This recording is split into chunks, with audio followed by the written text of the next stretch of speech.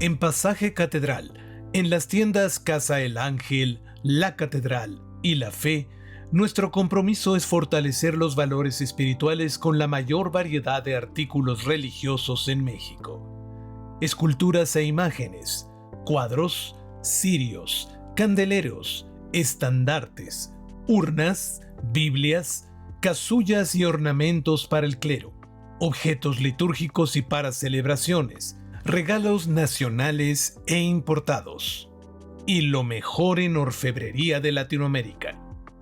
Casa El Ángel. En Guatemala número 10, local 17, en Pasaje Catedral.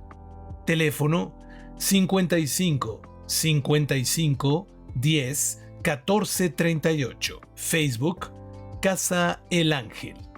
www.casaelangel.com. ¿Sabes cómo se prepara una noche en casa?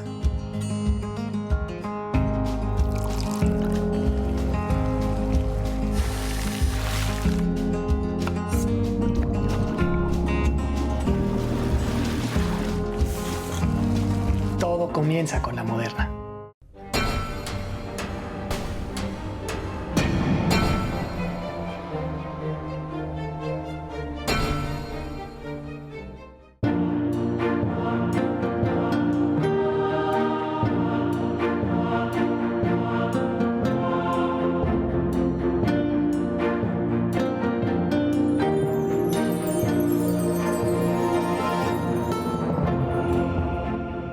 Continuamos.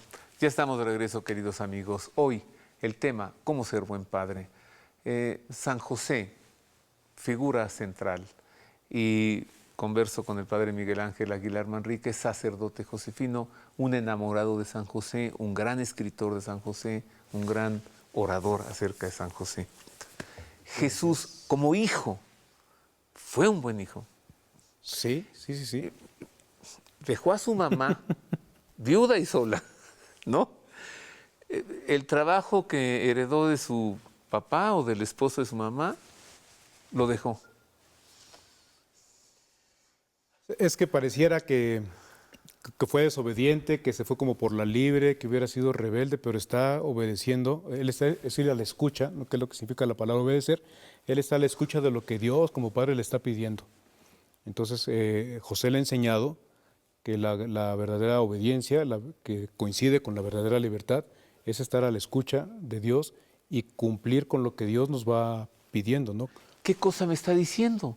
Entonces la respuesta cuando lo encuentran al niño perdido en Jerusalén ha de haber sido precisamente lo que San José le había dicho ya antes. Claro. A ver, entonces no entiendo por qué me reclaman, ¿no? Cuando tú, José, me has dicho a mí que atienda las cosas de mi padre. Porque la que reclama es María. ¿Qué? ¿Por qué nos has hecho esto? Pero José se queda callado. Es una cosa interesante. A mí me llama la atención, uno, que no haya reclamos hacia María porque las mujeres no pueden hablar públicamente con varones y menos delante de su esposo, ¿no? Significaría deshonrarlo. Pero bueno, como para los ojos de la gente, de todas maneras María ya deshonró a José, porque todo el mundo ya sabía que el hijo no era de José, y aún así él se casa con ella.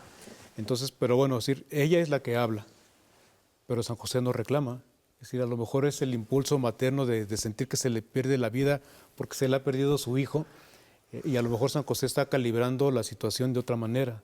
A lo mejor Ahora, está diciendo, ya me puedo ir. Ella lo es incluye libre. como esposo porque no le dijo, ¿por qué me hiciste esto? ¿Por Sí, qué sí, sí. nos haces esto? ¿No? Tu padre y yo te hemos estado buscando, no le dijo tu padre matrimonial, ni tu Ni padre tu tutor. adoptivo, ni tu tutor. Es decir, tu padre y yo te hemos estado buscando, pero yo pienso que ahí es cuando San José dice, el trabajo está cumplido.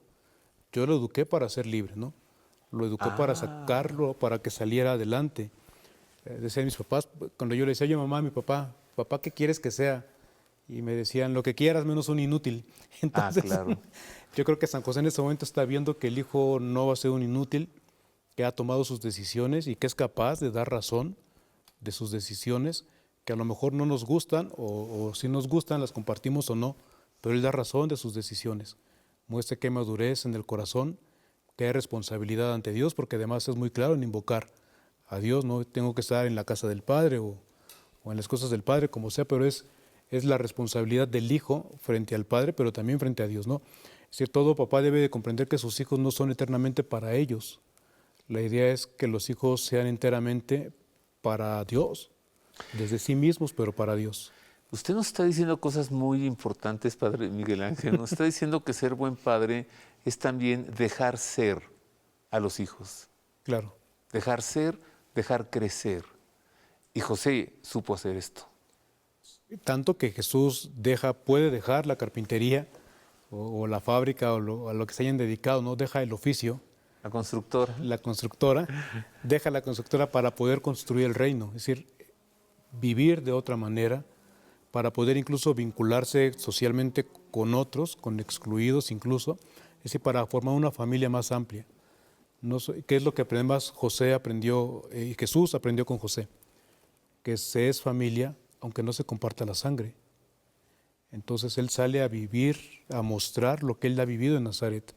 Ese ejemplo ya lo vivió. Creo que eso también es importante en la paternidad, dejar que aprendan a los hijos a ser libres y a hacerse familia con todo el mundo. Entender que los padres son un signo, como dice Francisco de San José, ¿no? Siempre San José es un padre a la sombra, es decir, a la sombra del Padre Eterno, pero cada paternidad es signo de una paternidad superior. Yo creo el gran reto que tiene todo papá y que toda mamá es, me parece a mí, se los digo con frecuencia en los bautismos, el reto es que cuando tu hijo escuche la palabra Dios, piensa en ti, como papá, como mamá, ¿no? Cuando escuche que Dios es Padre, tiene que pensar que Dios es al menos como tú, en lo bueno, en lo providente, en el corregir, en el marcar límites, en el enseñar a tratar con respeto a todo el mundo, a las mujeres, a los enfermos, a los excluidos. Hay una actitud de misericordia y de respeto en el trato de Jesús, que por supuesto habla de lo que aprendió él con San José, ¿no? Yo creo que San José sigue oculto en las páginas del Evangelio y está oculto en el corazón de Jesús, y me parece que cada papá vive oculto en el corazón de sus hijos, nos guste o no nos guste, y los traemos, ¿no? Yo traigo al mío. Para ser padre no se trata de que me caes bien o no me caes bien, lo que ocurre también con ser hijo. ¿Le gusta el Evangelio apócrifo Historia de José el Carpintero? Pues no me gusta tanto, que me parece que tiene cosas interesantes, pues lo pone tan mayor, tan adulto a San José, ¿no? Hasta 90 años tiene cuando se casa con María, 93 años tiene cuando nace Jesús, muere a los 111 años, y además están ahí los demonios revoloteando y dándole lata que no lo dejan morir en paz, ¿no? Literalmente, pero es interesante. ¿Y le gustan las promesas que le hace Jesús cuando está para morir, José? Me gusta, sí. y me gusta además la cercanía de José, de Jesús con José, porque sí pienso, no me ha tocado ver en mi condición de sacerdote a gente que está agonizando o que está ya muy cerca de la muerte, y comienzan las preguntas, ¿no? Si habremos hecho las cosas bien, si encontraremos perdón de lo que hicimos mal, si los hijos, nunca falta el hijo que está enojado con el papá o con la mamá y hay una palabra, sí, siempre hay como esos demonios, y la cercanía de Dios en Jesús para decir que se aleje, ¿no? Pues mire, seleccioné un pequeño texto que a mí me parece bellísimo.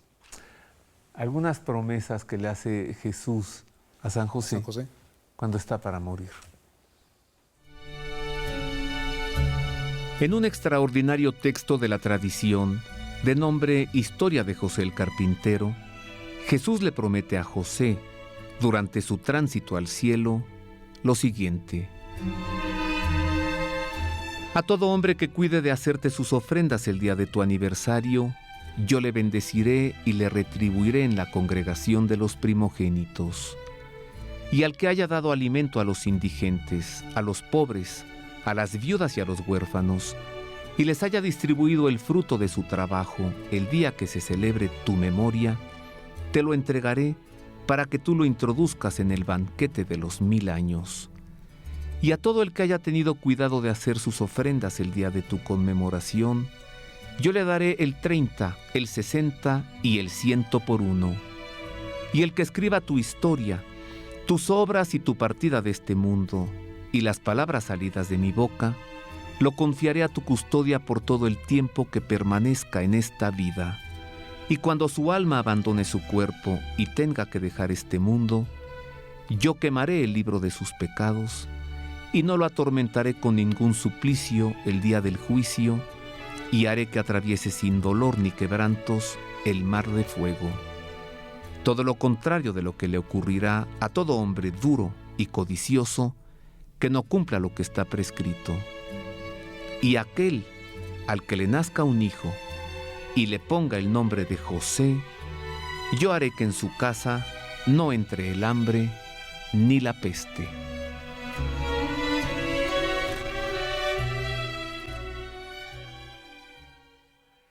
Pues esto, según el Evangelio Apócrifo Historia de José el Carpintero, si es así, qué hermosas promesas.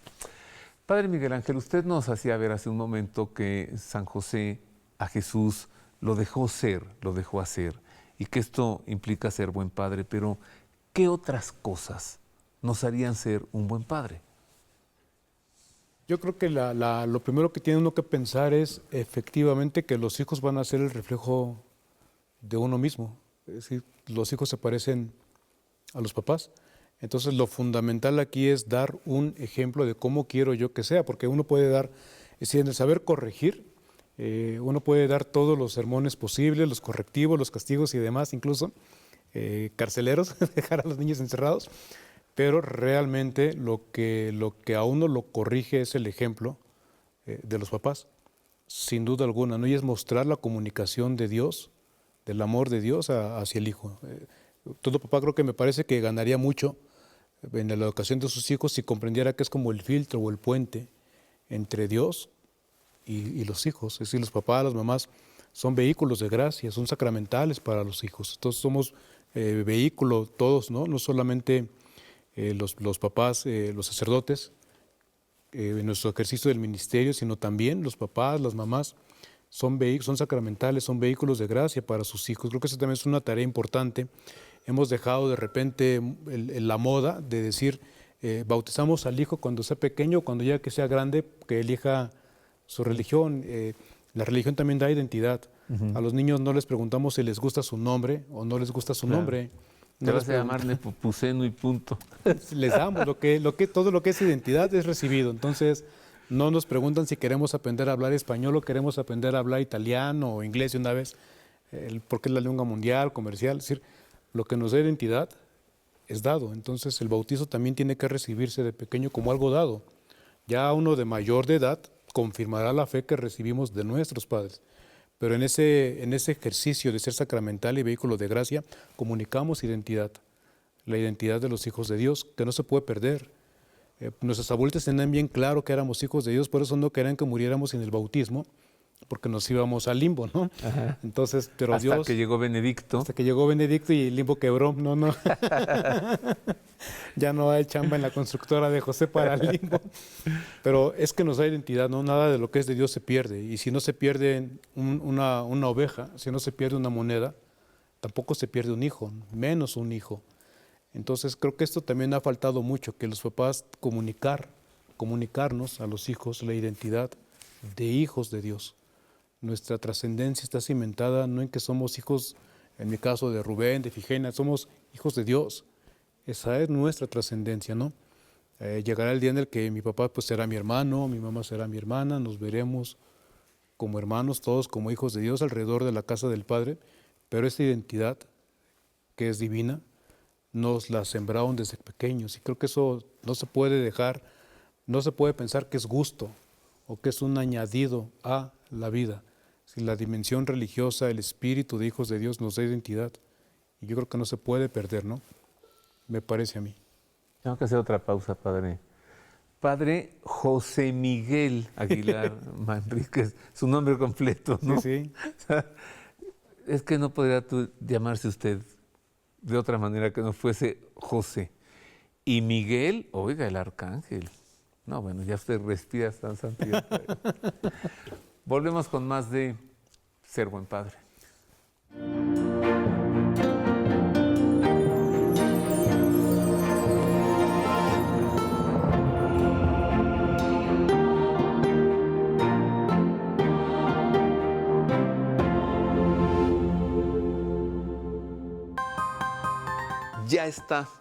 Ya está disponible en Fanflix el curso del Evangelio de San Marcos que imparte un servidor. Si usted ya se ha suscrito a Fanflix, búsquelo Y si no lo ha hecho, suscríbase cuanto antes. Son 16 capítulos con más de 40 episodios, más de 40 horas de duración en este curso del Evangelio de San Marcos. Ya están disponibles los primeros capítulos.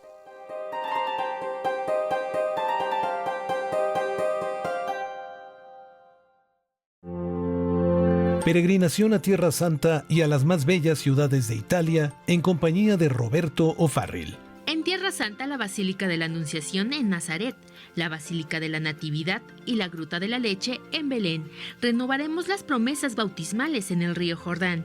Navegaremos por el mar de Galilea. Recibiremos la imposición del Santo Escapulario en el Monte Carmelo y recibiremos la comunión en el cenáculo. Subiremos al Monte de la Transfiguración. Estaremos en la casa y en el sepulcro de Lázaro en Betania. Rezaremos el Via Crucis hacia el Santo Sepulcro y el sitio de la resurrección y caminaremos como discípulos hacia Emaús. En Roma, audiencia con el Papa, las principales iglesias basilicales, la Capilla Sixtina y los museos vaticanos. En Siena, la Casa de Santa Catalina y el Milagro Eucarístico. En Florencia, la Catedral, la Plaza de la Señoría de los Medici y el Legado de Miguel Ángel. En Venecia, la Catedral con los restos reliquia de San Marcos. En Milán, la Catedral de San Ambrosio. La peregrinación del 2 al 18 de septiembre incluye guías permanentes, asistencia espiritual de un sacerdote y los comentarios de Roberto O'Farrill. Todo incluido: aviones, autobuses de lujo, impuestos, accesos, hospedaje y alimentos. Reserve cuanto antes.